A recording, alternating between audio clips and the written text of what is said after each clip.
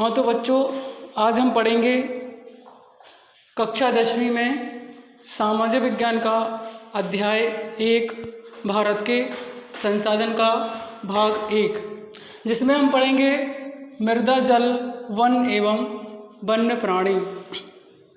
इसमें सबसे पहले देखेंगे हम संसाधन से आशय, महत्व एवं उसके प्रकार।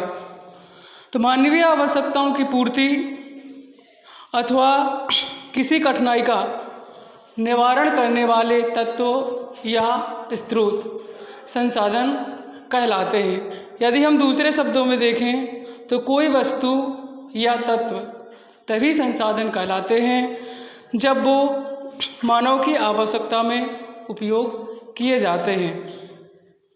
जैसे कि जल क्या है? संसाधन है, क्योंकि इससे मानव की आवश्यकताओं की पूर्ति होती है।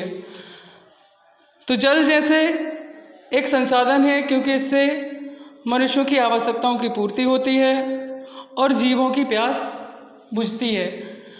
और भी इसके कई उपयोग हैं, जैसे खाना बनाने में, खेती के लिए सिंचाई करने में आदि प्रकार से जल हमारे लिए महत्वपूर्ण संसाधन है।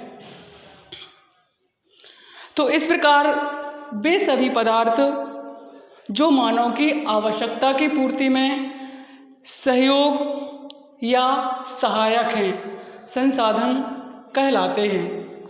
उसके बाद हम पढ़ेंगे संसाधन के महत्व के बारे में। तो संसाधन का मानव जीवन में क्या महत्व है? तो संसाधन मानव जीवन को सरल व सुखद बनाते हैं। आदिकाल में मनुष्य पूर्णतः प्राकृतिक संसाधनों पर निर्भर था। मानव अपनी आवश्यकताओं की पूर्ति प्राकृतिक संसाधनों के माध्यम से करते थे।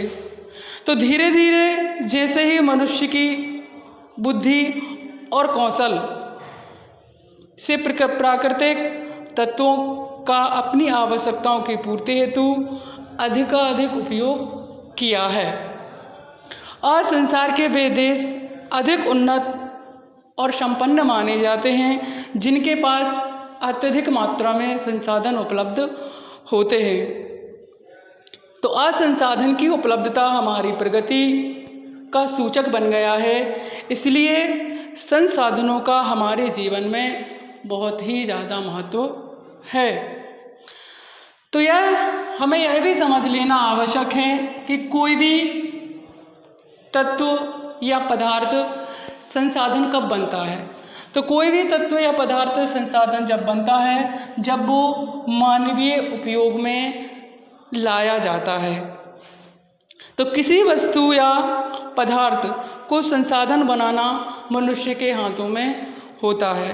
कोई भी वस्तु या पदार्थ तभी संसाधन बनता है जब मानव उसका उपयोग करना शुरू करता है।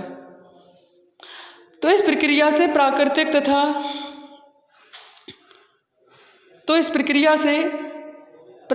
तत्व संसाधन बन जाते हैं।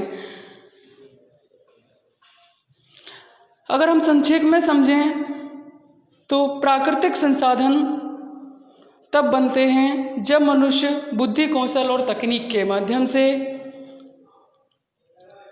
उन्हें अपनी आवश्यकताओं की पूर्ति के लिए रूपांतरण कर अधिक उपयोगी एवं मूल्यवान बना लेता है। तब वो क्या हो जाते हैं? प्राकृतिक संसाधन बन जाते हैं।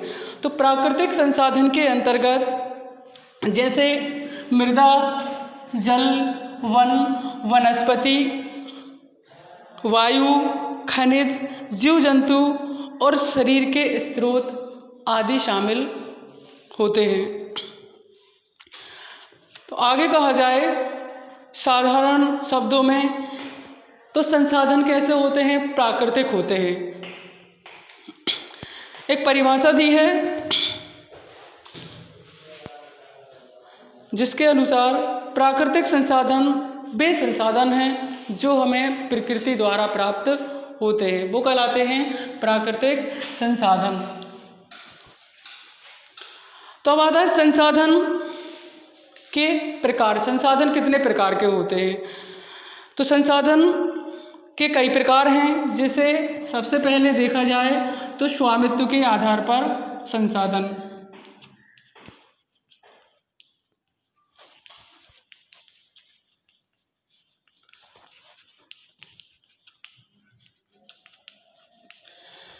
तो स्वामित्व के आधार पर संसाधन 3 प्रकार के होते हैं। नंबर 1 है व्यक्तिगत संसाधन। व्यक्तिगत संसाधन। और दूसरा आता है राष्ट्रीय संसाधन।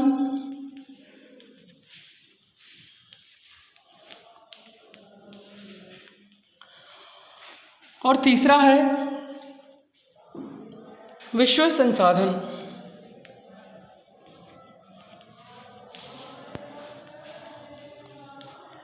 तो इस प्रकार से स्वामित्व के आधार पर संसाधन जो हैं वो 3 प्रकार के होते हैं। पहला व्यक्तिगत संसाधन, दूसरा है राष्ट्रीय संसाधन और तीसरा है विश्व संसाधन।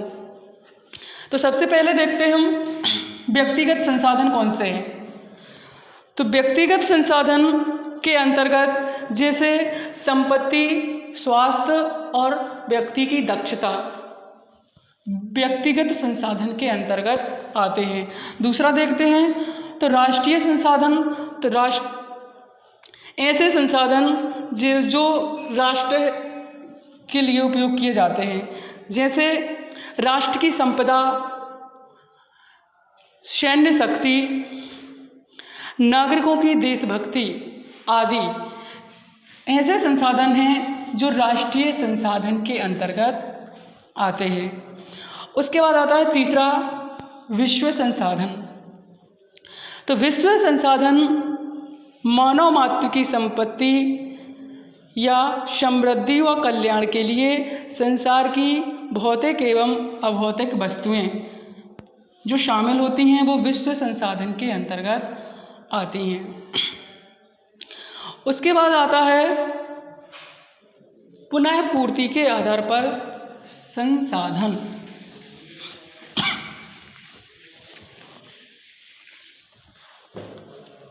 तो दूसरा पॉइंट आता है अपना पुनः पूर्ति के आधार पर संसाधन।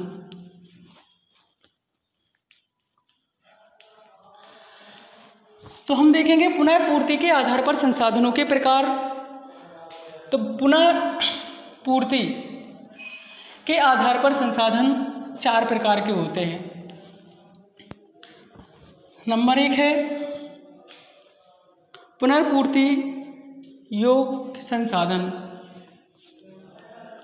पुनःपूर्ति योग्य संसाधन।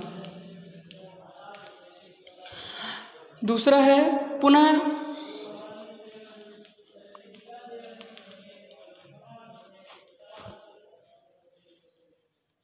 आपूर्तिहीन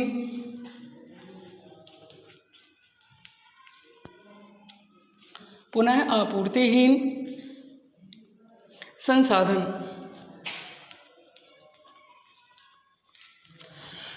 और तीसरा है बारंबार उपयोग वाले संसाधन। बारंबार उपयोग वाले संसाधन।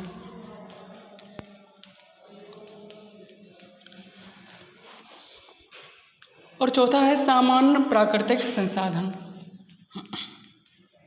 सामान्य प्राकृतिक संसाधन।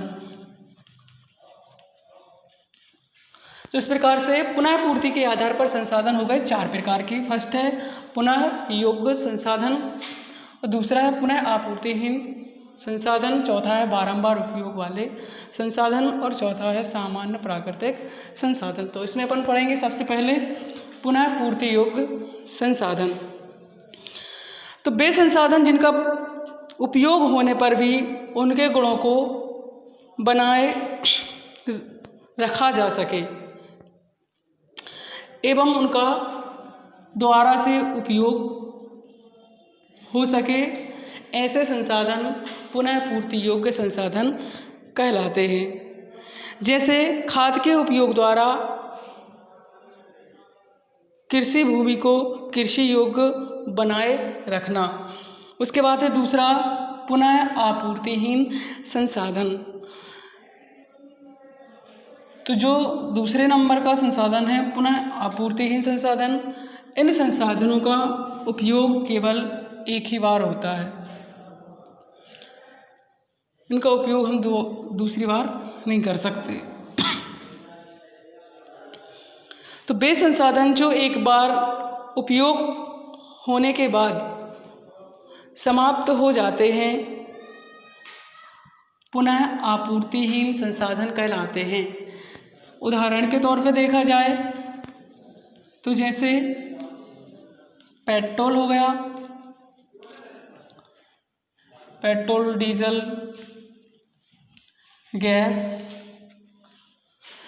इत्यादि जो संसाधन हैं वो पुनः आपूर्तिहीन संसाधन के अंतर्गत आते हैं। चौथा है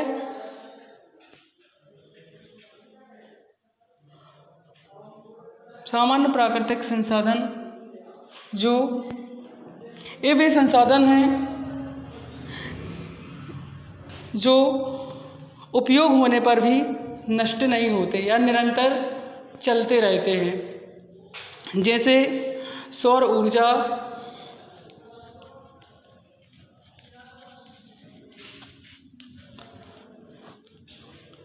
जैसे हो गए सौर ऊर्जा, जल इत्यादि, ये निरंतर चलने वाले संसाधन हैं। उसके बाद आता है उपयोग के आधार पर संसाधन। तो तीसरे पॉइंट में रहेगा उपयोग के आधार पर संसाधन कितने प्रकार के होते हैं।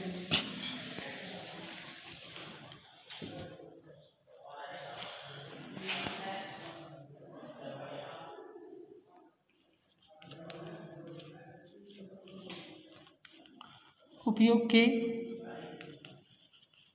आधार पर संसाधन या फिर प्रयोग के आधार पर संसाधन।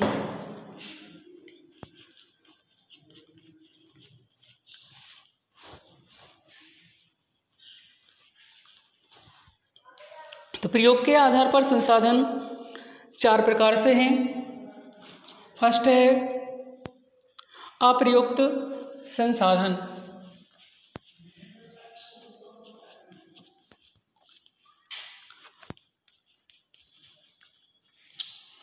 उसके बाद है दूसरा अप्रयोजनीय संसाधन।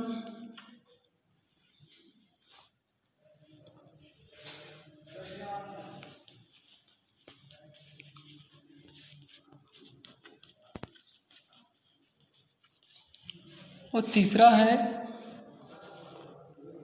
संभाव्य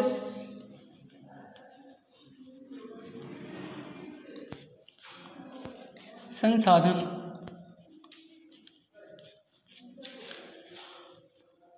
और चौथा है गुप्त संसाधन।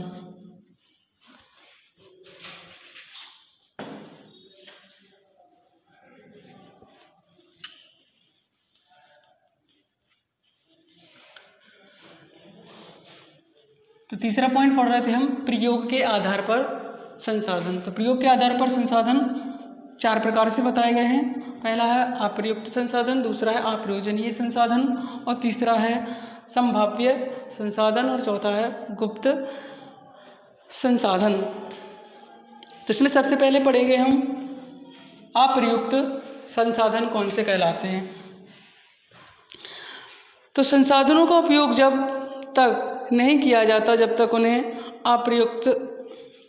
अप्रयुक्त संसाधन कहते हैं। जैसे खनिजों के भंडारों का पता होने पर ही उनका दोहन और उनका कोई उपयोग भी नहीं हो पाता, तो वो कहलाते हैं अप्रयुक्त संसाधन, जिनका हम उपयोग नहीं कर पाते हैं या जिन संसाधनों के बारे में हमें जानकारी प्राप्त नहीं होती है। उसके बाद है अप्रयोजनीय संसाधन, तो वर्तमान में उपलब्ध तकनीक के बल पर जिन संसाधनों का उपयोग हम कर रहे हैं या भविष्य में होने की संभावना है, ऐसे संसाधन अप्रयोजनीय संसाधन कहलाते हैं। उसके बाद आता है संभाव्य संसाधन, तो जिन संसाधनों का ज्ञान होने पर भी तकनीक या योजना के अभाव में अभी प्रयोग नहीं हो पा रहा है या आने वाले समय में संभव है कि हम उन संसाधनों का प्रयोग कर सकते हैं, तो वे संसाधन कहलाते हैं संभाव्य संसाधन। और दूसरा आता है गुप्त संसाधन, तो ये वे संसाधन हैं जो या जिनका हमें अभी पता नहीं या हमारे लिए अभी जानकारी उपलब्ध नहीं है। तो जब तक किसी पदार्थ के गुण और मानवीय हितों की पूर्ति हेतु आवश्यक प्रयोग ज्ञात ना हो, तब तक वह पदार्थ गुप्त संसाधन